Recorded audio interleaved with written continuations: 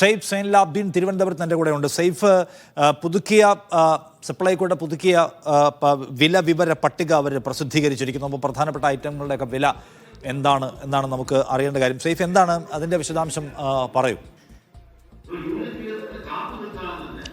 പക്ഷെ അത് വലിയ വിലവർദ്ധനവ് കാണാൻ കഴിയുന്നുണ്ട്. ചെറിയ വിലവർദ്ധനവുള്ള 1-2 സാധനങ്ങൾ മാത്രമാണുള്ളത്. 44 രൂപ വരെ വർദ്ധിക്കുന്ന സാധനങ്ങളുണ്ട്. അര കിലോയ്ക്ക് 44 രൂപ വരെ വർദ്ധിക്കുന്ന സാധനങ്ങളുണ്ട്. ചെറുപയർ നിത്യോപയോഗ സാധനങ്ങളാണ്, എല്ലാ വീട്ടിലും ഉപയോഗിക്കുന്ന സാധനങ്ങളാണ്. അവിടെയാണ് ജനങ്ങൾക്ക് മേൽ അമിത ഭാരം വരാൻ പോകുന്നത്. ചെറുപയർ 74 രൂപയായിരുന്നു നിലവിൽ 1 കിലോയ്ക്ക്. അത് 93 രൂപയായിട്ടാണ് വർദ്ധിച്ചിരിക്കുന്നത്. 19 രൂപയുടെ വർധനവ് ആ ചെറുപയറിന്റെ കാര്യത്തിൽ ഉണ്ടാകുന്നുണ്ട്. ഉഴുന്ന് 66 രൂപയായിരുന്നു 1 കിലോയ്ക്ക്. അത് 95 രൂപയായി വർദ്ധിക്കുന്നു. 29 രൂപ ഒറ്റയടിക്ക് വർദ്ധിക്കുകയാണ് ചെയ്യുന്നത്. വൻകടല 43 രൂപ എന്നുള്ളത് 70 രൂപയായി മാറി. 27 രൂപയുടെ വർധനവ് അതിൽ നമുക്ക് കാണാൻ കഴിയുന്നുണ്ട്. അതുപോലെ തന്നെ തുവരപ്പരിപ്പ് 45 ആയിരുന്നത് 111 രൂപയായി വർദ്ധിച്ചു. 46 രൂപ അവിടെയും വർദ്ധിക്കുകയാണ്. മുളകിനാണ് ഏറ്റവും കൂടുതൽ വില വർദ്ധിക്കുന്നതായി നമുക്ക് കാണാൻ കഴിയുന്നത്. അര കിലോ മുളകിന് 37 രൂപ 50 പൈസയാണ് ഉണ്ടായിരുന്നത്. അത് 82 രൂപയായി വർദ്ധിച്ചു. 44 രൂപ 50 പൈസയുടെ വർധനം ഉണ്ടാകുന്നു. അങ്ങനെ നോക്കുകയാണെന്നുണ്ടെങ്കിൽ ഏതാണ്ട് 90 രൂപയുടെ വർധനം 1 കിലോ മുളകിൻ്റെ കാര്യത്തിൽ ഉണ്ടാകുന്നു എന്നുള്ളതാണ് ഏറ്റവും പ്രധാനപ്പെട്ട കാര്യം. ആ മുളകെന്നൊക്കെ പറയുന്നത് നമ്മളെല്ലാ ദിവസവും ഉപയോഗിക്കുന്ന സാധനങ്ങളാണ്. അതിനകത്താണ് വലിയ വില വർധനവ് കാണാൻ കഴിയുന്നത്. പഞ്ചസാര 22 രൂപയായിരുന്നു, 28 രൂപയായി വർദ്ധിച്ചു. 6 രൂപയുടെ വർധനമാണ് പഞ്ചസാരയുടെ കാര്യത്തിൽ കാണാൻ കഴിയുന്നത്. ഏറ്റവും കുറവ് പഞ്ചസാരയാണെന്ന് തോന്നുന്നു. വെളിച്ചെണ്ണ 500 ഗ്രാമിന് 46 ആയിരുന്നത് 55 വർദ്ധിക്കുന്നു. 9 രൂപയുടെ വർധനവ് കാണാൻ കഴിയുന്നുണ്ട്. ജയാരി ആൾക്കാർ ഏറ്റവും കൂടുതൽ ഉപയോഗിക്കുന്നതാണ്. ജയാരി 25 രൂപയായിരുന്നു, 29 രൂപയായി വർദ്ധിച്ചു. 4 രൂപയുടെ വർധനവ് കാണാൻ കഴിയുന്നുണ്ട്. കുറുവാരി 25 ആയിരുന്നത് 30 വർദ്ധിച്ചു. 5 രൂപയുടെ വർധനവ് അതിലും കാണാൻ കഴിയുന്നുണ്ട്. മട്ടയരി 25 എന്നുള്ളത് 30 അവിടെ 5 രൂപയുടെ വർധനവ് ഉണ്ട്. പച്ചരി 23 എന്നുള്ളത് 26 3 രൂപയുടെ വർധനവ് ഉണ്ടാകുന്നുണ്ട്. എന്തായാലും വലിയ വിലക്കയറ്റത്തിലേക്ക് കാര്യങ്ങൾ എത്തിച്ചേരുകയാണ്. സപ്ലൈകോയിൽ ഈ വില വർദ്ധിക്കുമ്പോൾ അത് പൊതുവിപണിയെ സ്വാധീനിക്കും എന്നുള്ളതാണ് സാധാരണക്കാർക്ക് വലിയ തിരിച്ചടിയാകാൻ പോകുന്നത്. സപ്ലൈകോയുടെ വില വർധനവ് പൊതുവിപണിയെ സ്വാധീനിക്കും എന്നുള്ളത് നോക്കുമ്പോൾ മുളകൊക്കെ ഒരുപക്ഷെ നമ്മളിപ്പോൾ പൊതുവിപണിയിൽ നിന്ന് ഇപ്പോൾ കിട്ടുന്ന വിലയേക്കാൾ 100-110 രൂപയൊക്കെ അധികം കൊടുക്കേണ്ടി വരുന്ന അവസ്ഥയിലേക്ക് കാര്യങ്ങൾ എത്തിച്ചേരുന്നു. അല്ല, ഞാൻ ചോദിക്കുന്നത് സെയ്ഫ്, ഇപ്പോൾ ചെറുപയറിൻ്റെ ഇപ്പോഴത്തെ നമ്മുടെ ലോക്കൽ മാർക്കറ്റിലെ വില 142 രൂപ 145 രൂപയാണ്. സപ്ലൈകോയുടെ വില എത്രയാണ്? 94 അല്ലേ? നിഷാദ് 74 എന്നുള്ളത് 93 വർദ്ധിക്കുന്നു. 19 രൂപയുടെ വർധനവ് അതിനകത്ത് കാണുന്നുണ്ട്. ഇപ്പോൾ നിഷാദ് ഇപ്പോൾ സൂചിപ്പിച്ച പൊതുവിപണിയിൽ ആ പൈസയ്ക്കാണ് കിട്ടുന്നതെന്നുണ്ടെങ്കിൽ സപ്ലൈകോയിൽ വില കൂടുമ്പോൾ സ്വാഭാവികമായിട്ട് വലിയ വിലവർധനവ് അവിടെ ഉണ്ടാകും. സപ്ലൈകോയിൽ പോയി സാധനം മേടിക്കാതെ പൊതുവിപണിയിൽ നിന്ന് സാധനം മേടിക്കുന്ന ആൾക്കാർക്ക് അത് വലിയ തിരിച്ചടി ഉണ്ടാക്കും. ഇപ്പോൾ 19 രൂപ സപ്ലൈകോ വർദ്ധിക്കുമ്പോൾ സപ്ലൈകോ വിട്ട് പൊതുവിപണിയിൽ പോവുക എന്നതല്ലല്ലോ ഇപ്പോഴും ലാഭം. ഞാൻ പറയാം 145 രൂപയാണ് 1 കിലോ ചെറുപയറിന്റെ വില. സപ്ലൈകോയിൽ 94 കിട്ടും. അവിടെ സ്റ്റോക്ക് ഉണ്ടെങ്കിൽ.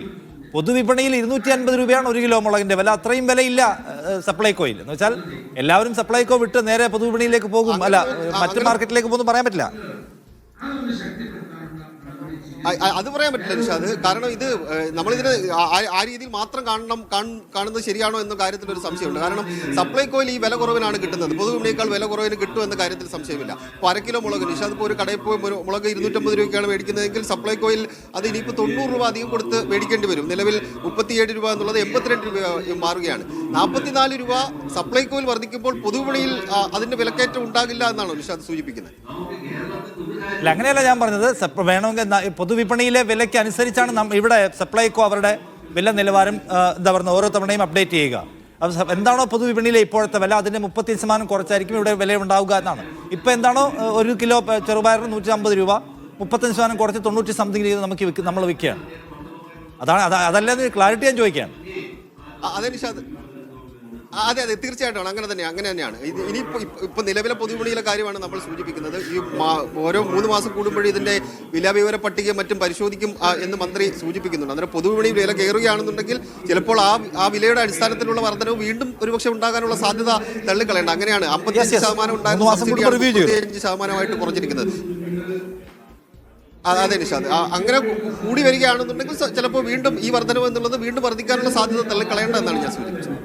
ശരി സെയ്ഫ്, ഒരു കാര്യം കൂടി ഉണ്ട്. ഇപ്പൊ ഈ വില കൂട്ടി പുതിയ പട്ടിക വന്നു എന്നത് ഓക്കെ. ഇനിയിപ്പോ അങ്ങനെ അങ്ങോട്ട് വാങ്ങിക്കാമെന്ന് തീരുമാനിച്ചാൽ തന്നെ ഈ സ്റ്റോക്ക് റീഫിൽ ചെയ്യാനുള്ള വല്ല പണി നടക്കുന്നുണ്ടോ? അതാണ് നിശ വളരെ പ്രധാനപ്പെട്ട മറ്റൊരു കാര്യം. ഇപ്പോൾ JOC സംസാരിക്കുന്നവർ ഇത് വെറുതെ തുറന്നു വെച്ചേക്കാണ് എന്നൊക്കെ പൊതുജനത്തിന്റെ ഭാഗത്ത് നിന്ന് അഭിപ്രായങ്ങൾ ഉയർന്നു വരുന്നുണ്ട്. പ്രതിസന്ധിയുണ്ട്, സാധനങ്ങൾ, അവശ്യ സാധനങ്ങൾ കിട്ടാൻ ഇല്ല എന്നൊക്കെ നിയമസഭയിൽ തന്നെ മന്ത്രി തന്നെ വ്യക്തമാക്കുകയും ചെയ്തിട്ടുണ്ട്.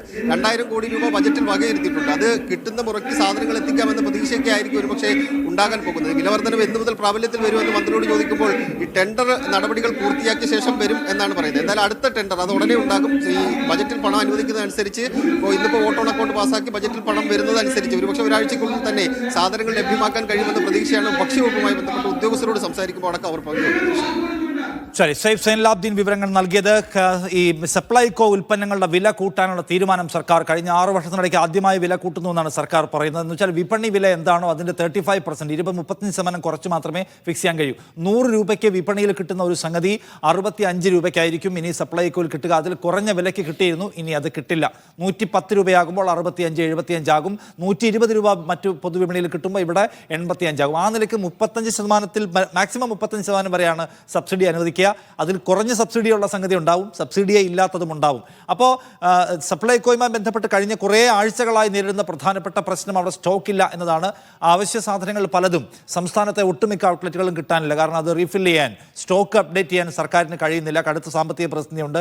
ഈ ബജറ്റിൽ പോലും പ്രത്യേകമായ വിഹിതം സപ്ലൈകോയ്ക്ക് വേണ്ടി നീക്കിവെച്ചിട്ടില്ല എന്നുള്ള വിമർശനം പൊതുവിതരണ വകുപ്പിന് ഉണ്ടായിരുന്നു നമുക്കറിയാം. അപ്പോൾ അത് ഏറ്റവും വലിയ പ്രതിസന്ധിയാണ് എന്നിരിക്കെ വില വർദ്ധിപ്പിക്കാൻ സർക്കാർ നിർബന്ധിതമാകുന്നു കടുത്ത സാമ്പത്തിക പ്രതിസന്ധിയെ തുടർന്ന് എന്നുകൂടി കാണണം. അപ്പോൾ നല്ല വിലവ്യത്യാസത്തിൽ സപ്ലൈകോയിൽ കിട്ടിയിരുന്ന സാധനങ്ങൾ അത്രയും മാർജിനിൽ ഇനി വ്യത്യാസത്തിൽ ഇനി കിട്ടില്ല.